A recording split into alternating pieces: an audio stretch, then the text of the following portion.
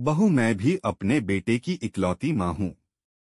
कितनी खुश थी आज सुमेधा जी। आज बेटे का प्रमोशन हुआ है तो बीमार होने के बावजूद भी अपने हाथों से रसोई में मैं जाकर उसकी पसंद का खाना और खास हलवा बनाने में लगी हुई थी। आखिर उनके बेटे सुजॉय को उनके हाथ का बना हुआ हलवा बहुत पसंद आता था। बचपन में जब भी वो बहुत खुश होता था तो माँ से हलवा जरूर बनवाकर खाता था। हलवा बनाकर बर्तन में निकालकर अभी रखा ही था कि बाहर कार के हॉर्न की आवाज आई। सुमेधा जी ने फटाफट जाकर दरवाजा खोला तो सामने सुजॉय की पत्नी भव्या, उसकी मम्मी मधु जी और छोटी बहन सुनीति थी। सुमेधा जी को सबको एक साथ देखकर बड़ी हैरानी हुई पर वे बोली कुछ भी नहीं। इतने में सुजॉय भी कार पार्क करके आ गया और आते ही सुमेधा जी के गले लग गया। सुमेधा जी ने सुजॉय को बहुत बहुत बधाई दी और उसके बाद सभी को अंदर लिवा आई। सभी को हॉल में बिठाकर सुमेधा जी फटाफट रसोई में गई और सबसे पहले घर में काम करने वाली कमला को सभी को पानी सर्व करने के लिए कहा। सबको पानी सर्व करने के बाद वे अपने हाथों का बना हुआ गर्मा गर्म हलवा एक कटोरी में डाल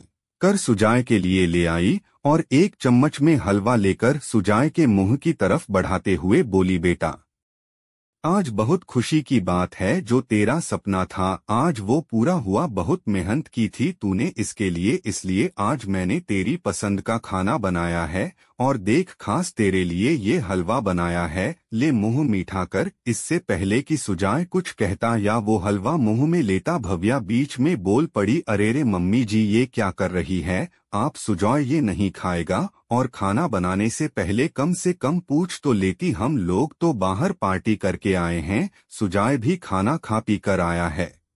भव्या की बातों को सुनकर सुमेधा जी के हाथ वहीं रुक गए। उन्होंने प्रश्न भरी नजरों से सुजॉय की तरफ देखा तो सुजॉय ने कहा, हाँ मम्मी आज प्रमोशन मिलने की खुशी में भव्या और सुनीति पार्टी मांग रहे थे तो सोचा आज बाहर ही खाना खा लेते हैं। सुनकर सुमेधा जी कटोरी लेकर आपस रसोई की तरफ जाने लगी तो सुजॉय ने रोक लिया, अरे पर मम्मी हलवा लेकर कहाँ जा रही हो, मेरे पेट में इतनी जगह तो है कि मैं आपके हाथ का बना हलवा खा सकता हूँ। जब तक आपके हाथ का बना हुआ मीठा मुंह में नहीं जाएगा तब तक लगेगा ही नहीं कि कुछ करके दिखाया है। और सुमेधा जी के हाथों से कटोरी लेकर 2-3 चम्मच हलवे के फटाफट अपने मुंह में रख लिए। ये देखकर जहां सुमेधा जी की आत्मा तृप्त हो गई वही भव्या चिढ़ गई। उस समय तो भव्या कुछ नहीं बोली, लेकिन रात को कमरे में भव्या इस बात पर सुजॉय से बहस करने को तैयार हो गई। जब आते समय सुनीति ने आपसे कहा कि चलिए जीजा जी गोलगप्पे खाते हुए चलते हैं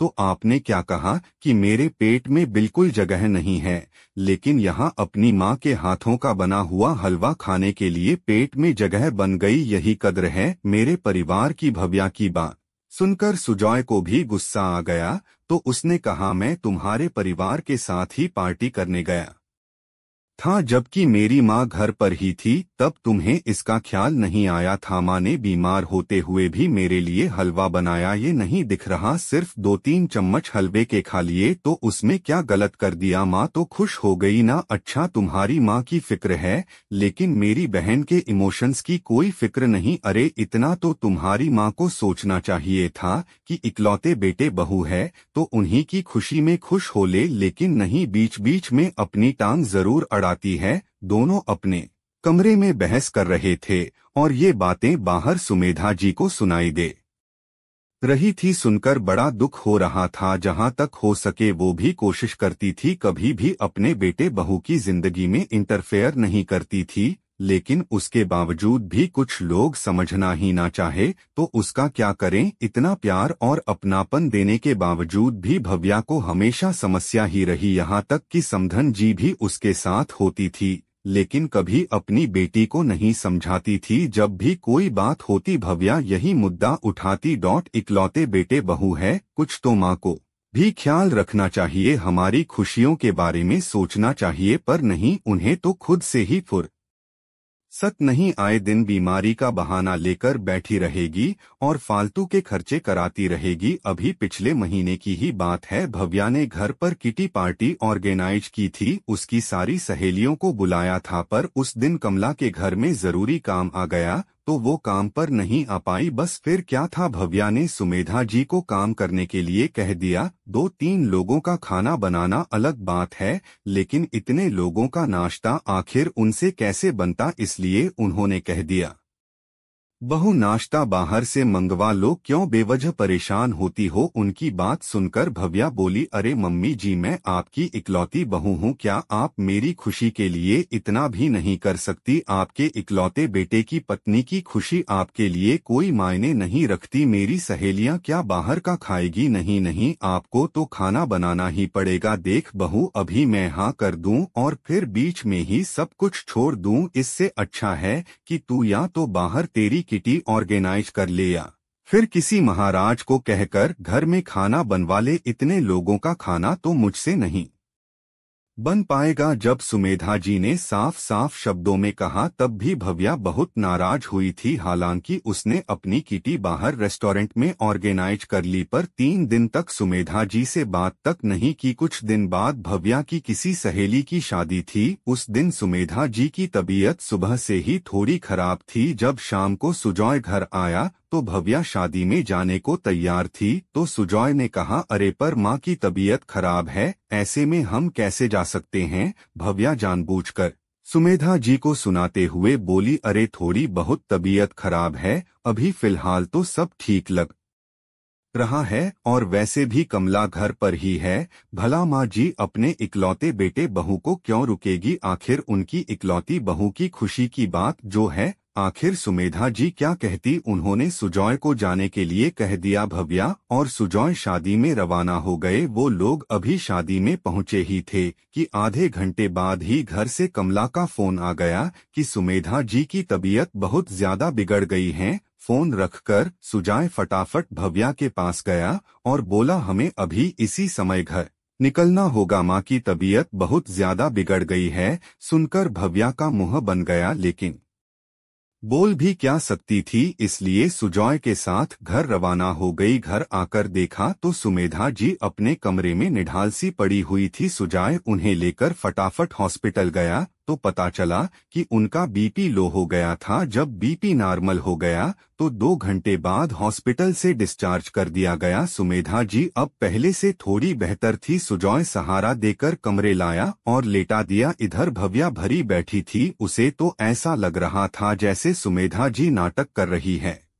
भला 2 घंटे में ही कैसे तबीयत ठीक हो गई। अब वो इस बात का आर या पार का फैसला चाहती थी, पर सुजॉय के सामने नहीं। दूसरे दिन भी उसे सुबह से बस इसी बात का इंतजार था कि कब सुजॉय जाए और कब वो सुमेधा जी को 2 बातें सुनाए। जब सुजॉय चला गया तो उसने यह भी देखा कि वो ऑफिस गया है या आसपास ही, सीधे सुमेधा जी के कमरे में जाकर चिल्लाना शुरू कर दिया, आपको शर्म नहीं आती। आपसे अपने इकलौते बेटे बहू की खुशियां भी नहीं देखी जाती। शादी में पहुंचे नहीं कि आपने कॉल करवा दिया। और ऐसी कौन सी तबीयत खराब हो रही थी जो 2 घंटे में ही ठीक हो गई। इससे अच्छा तो 2 घंटे इंतजार ही कर लेती। 2 घंटे बाद घर आ ही जाते ना हम लोग, फिर आराम से निढाल होकर पड़ जाती। जब देखो बस अपने बेटे को फोन करके परेशान करती रहती है। इकलौता बेटा है तो क्या सिर पर चढ़कर नाचेंगी आप। उसकी बात सुनकर सुमेधा जी हैरान रह गई। फिर थोड़ा संभल कर बोली, बहू भला मैं तुम्हारी खुशियों से क्यों परेशान होंगी, मेरी सचमुच तबीयत खराब थी। पर फिर भी भव्या का गुस्सा ठंडा नहीं हुआ। वो और जोर से चिल्लाते हुए बोली, अरे सच में तबीयत खराब थी तो थोड़ा सा सब्र कर लेती, इतनी देर में मर थोड़ी ना जाती। जब देखो मेरे पति को फोन लगा देती हो। बस कर बहू, बहुत बोल लिया तूने। अगर तेरा पति मेरा इकलौता बेटा है तो ये मत भूल कि मैं भी तेरे पति की इकलौती माँ हूँ। उससे नहीं बोलूंगी तो किससे बोलूंगी।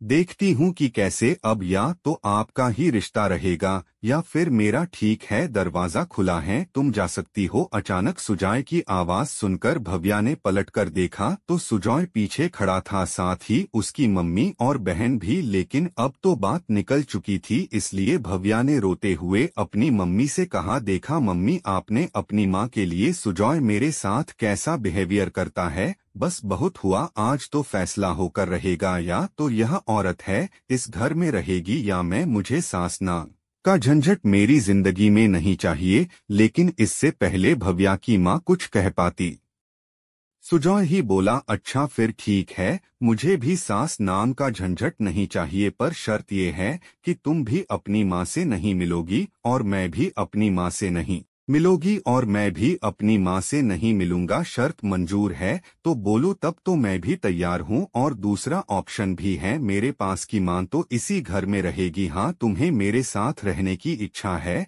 तो हम दोनों किराए के कमरे में रहने चलेंगे। अब मेरी सैलरी में से आधी सैलरी तो मम्मी के पास आएगी, क्योंकि बेटा होने के नाते मुझे भी खर्चा देना पड़ेगा। आप आधी सैलरी में ही किराया सेविंग घर का खर्चा तुम करो सको तो देख लो। शर्त मंजूर है तो बोलो। अब ना तो भव्या से कुछ बोलते बने, ना ही उसकी मम्मी ने कुछ कहा। आखिर जिसे ऐशो आराम की जिंदगी जीने की आदत हो गई हो, वो भला ऐसी जिंदगी सोचकर ही सिहर जाता है। बस थोड़ी देर में ही भव्या के आंसू गायब हो चुके थे और वो चुपचाप चाय नाश्ते की तैयारी करने चली गई। वो दिन था और आज का दिन है। आज तक भव्या ने सुमेधा जी को परेशान नहीं किया।